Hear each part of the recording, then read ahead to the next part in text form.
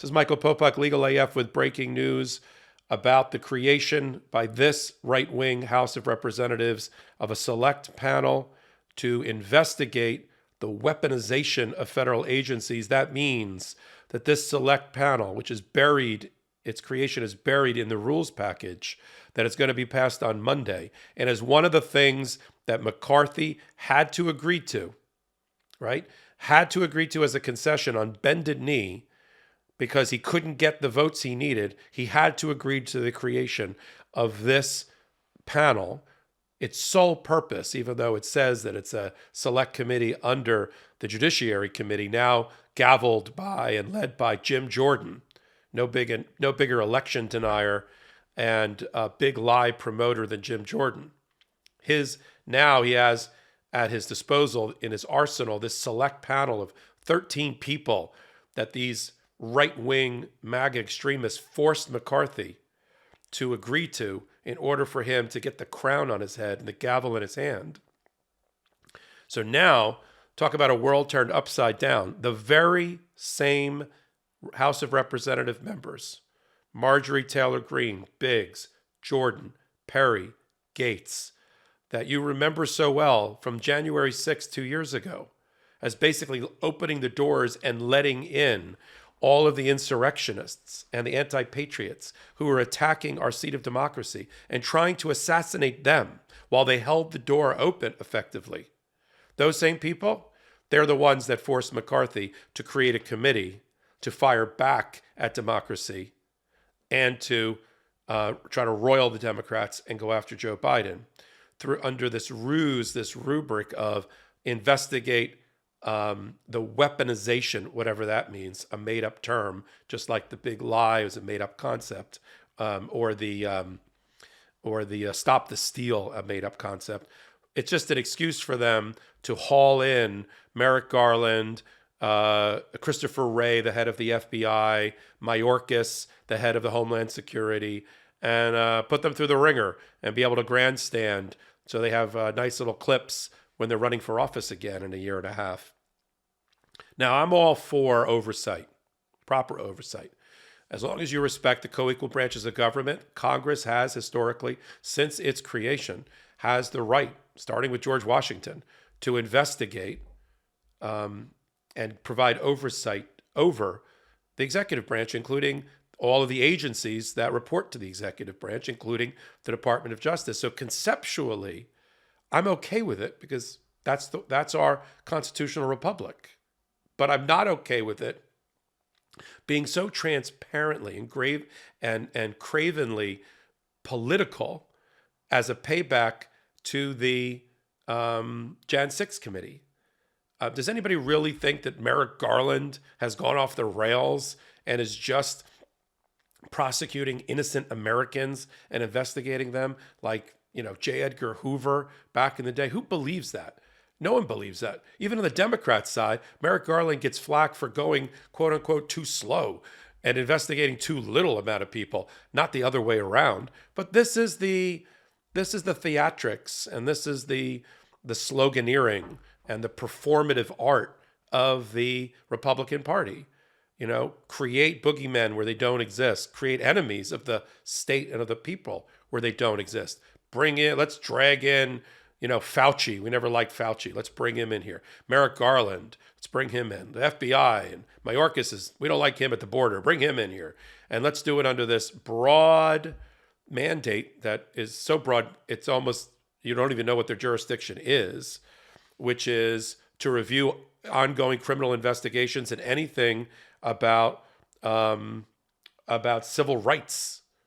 So they're just going to run amok, as you can see, for the next 2 years. There's only two things that this House majority can really do. They got two levers, and like a child playing at a play school car driving device next to their mom and dad, where the horn and the steering wheel, they think they're in control when they really aren't. There's only two things they really can do for the next 2 years with the Senate in control by the Democrats. Budget spending, debt ceiling, that's a big one. All those bills have to originate in the House. Senate can put pressure on them, but it's the House has to get their act together. We saw what that looked like over 14 ballots. and investigations. So it's going to be 24/7 Hunter Biden and his 5 years on the board of directors of Burisma while his father was a vice president, of which there's no evidence that that relationship influenced Ukrainian policy at all at the time. Or like that Joe Biden now is providing weapons and support to Ukraine and another president because 10 years ago or 7 years ago, his son was on the board of an oil company there. I mean, this is beyond fantastical thinking. But it gets them political votes and it gets them money when they run for office. And this is why they're doing it. But as we in legal AF world predicted, the genius of Merrick Garland in appointing Jack Smith was actually misinterpreted by most people. Most people came up to the conclusion that that meant that Merrick Garland had no balls, no brass, and was too scared to bring the prosecution. That's not the case. If you look at the guidelines for when you appoint a special counsel, what used to be called an independent prosecutor, this was exactly the scenario that was envisioned in the creation of that particular office. Exactly. And Merrick Garland waited until Donald Trump announced that he was running for office against his boss, Joe Biden, and then appointed it. But Merrick Garland is a visionary and saw, I'm sure, 10 steps ahead of all of us and said, you know what's going to happen if we lose the House? If the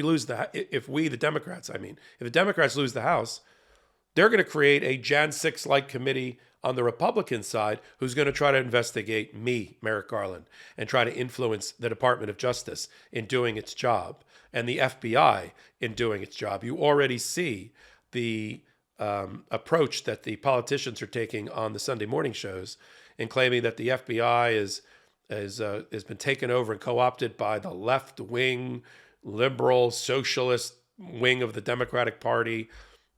I mean, I don't know if you've ever met FBI agents. I have. Very few of them are what I would call progressives or Democrats. But put that aside for a moment. Still good, upstanding citizens. But that doesn't mean they share my ideals in terms of politics at all. Most law enforcement doesn't, to be honest with you. Most of the military sort of trends right wing. And that's a similar prototype of person that gets attracted to those and serves our country in those ways. Okay, put that aside for a minute. So you have this false narrative that the FBI is socialist, and that's why they're investigating everybody, combined with this other false narrative that there's been a weaponization of the Department of Justice or Homeland Security, and American people's personal liberty is at stake. No, it isn't. Maybe the 900 people that attacked the Capitol and those that supported them, including at the highest level of our government, maybe they should worry, and rightly so, that they're investigated and they're going to be prosecuted, but not the average citizen. There's no run amok of the government there. And then the other very troubling aspect of this is who is going to be on this select committee that is completely dominated and controlled by Jim Jordan as the head of the Judiciary Committee. The way it's structured, Jim Jordan will be issuing all the subpoenas for that select committee. But the plum assignments, which I'm sure have already been in the back room, smoke-filled rooms that gave birth to McCarthy as Speaker, the midwife for the birth of Gates and Rosedale and Marjorie Taylor Greene and Donald Trump on his cell phone trying to reach these people at the last minute, and McCarthy, genuflecting and kissing the backside of Donald Trump again for helping him become Speaker. All of that, I'm sure these positions have already been picked. McCarthy has the right to pick 13 seats. 5 seats, he does it in quote-unquote consultation with Hakeem Jeffries, who's the minority leader. That does not mean that Hakeem Jeffries gets to pick 5. In fact, he gets to pick none. He just gets to be consulted about 5. And if he gives his 5, which will be Democrats, and McCarthy rejects it, which he will, then it'll just be a nonpartisan. It'll be a partisan select committee, select panel, dominated by Jim Jordan, who now gets to get his rocks off and his jollies by payback time and retaliation time against all those things and institutions that he finds offensive, starting with Joe Biden and his family. That's what's going to happen. I don't think there's going to be a Democrat that's going to serve on that, or an independent. And it's just going to be 13 of the rightest of the right wing, and even the moderates of the Republican Party, to the extent that species isn't already extinct. They'll be, in the minority on their own panel, dominated again by Jim Jordan. So what do we have at the current moment?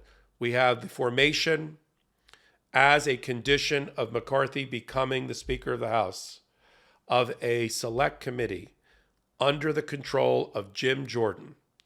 And then the panel of 13, you wait, and we'll report on it on Legal AF again. You'll see who gets on there is going to be a rogues gallery of all the people that held McCarthy up from getting elected on the first ballot, or the first 12 ballots. They're going to be on there. Everyone who's an election denier, a peaceful transfer of power denier, a coup enabler, they're all going to be on there. So this country is no longer in the control of a party. It's in the control of a subset of MAGA extremist congresspeople who, if you add up the total of all of their districts population-wise, if you add it up, it would represent 0.5% of the total American population. That's not even a tail wagging a dog. That's a flea wagging an elephant. That is what McCarthy has done in order for him to put the crown on his head, so that he could have it in his obituary and in his wiki profile that he was once the Speaker of the House, the weakest, most feckless speaker who sacrificed an appropriate functioning government and gave in to the hostage demands of all of these terrorists that sit in his party. And who's the victim? The American people and democracy. This is Michael Popok, Legal AF, reporting on the requirement, in order for McCarthy to become Speaker, that there be a select panel created to provide political theater in the form of quote-unquote oversight into a made-up concept of the weaponization of federal agencies by Joe Biden's administration that is going to give and occupy the attention of the right-wing Republicans for the next 2 years. Our blue wall stopped the red wave, and election deniers got denied election. That's why we're celebrating with the new Democracy Prevails team. We've got lots of work to do, but we should all be proud that when democracy was tested, democracy prevailed. You've earned this. Don't wait. Get yours right now at store.MeidasTouch.com. That's store.MeidasTouch.com.